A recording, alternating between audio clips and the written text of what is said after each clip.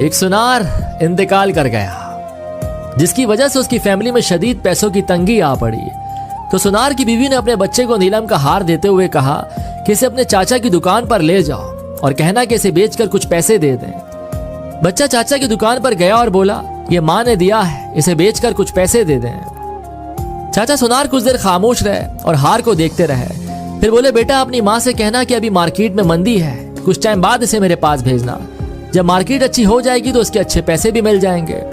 साथ साथ चाचा ये भी समझ गए थे कि इनको पैसों की बहुत जरूरत है, तो उन्होंने बच्चे को कुछ पैसे देकर कहा कि कल से मेरी दुकान पर काम करने आ जाना। बच्चा अगले दिन से काम पर आ गया और चाचा की दुकान पर हीरे जवाहरात की परख का काम सीखने लगा। कुछ टाइम बाद जब वो अपने काम में माहिर हो गया तो दूर दूर से लोग उससे हीरे जवाहरात की परख कराने आने लगे। तो एक दिन चाचा उस लड़के से बोले, अभी मार्केट अच्छी है तो अपनी माँ से वो नीलम का हार ले आओ। लड़का घर गया और अपनी माँ से नीलम का हार मांगा कि चाचा मांग रहे हैं। माँ हार लाई तो लड़का उसे देखकर चौंक गया और बोला, माँ ये तो नकली है, और हार वहीं छोड़कर वापस चाचा के पास आ गया।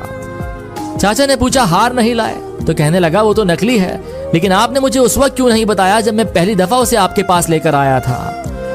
तो चाचा बोले, अगर मैं उस वक्त तुम्हें ये बात बता देता कि वो हार नकली है तो तुम और तुम्हारी माँ को लगता कि आज हम पर बुरा वक्त आ गया है, तो सगा चाचा भी हार को नकली बताकर हमसे मुनाफा कमाना चाहता है। लेकिन आज तुम इस लायक हो गए हो कि तुमने फौरन उसे परख लिया कि वो हार नकली है।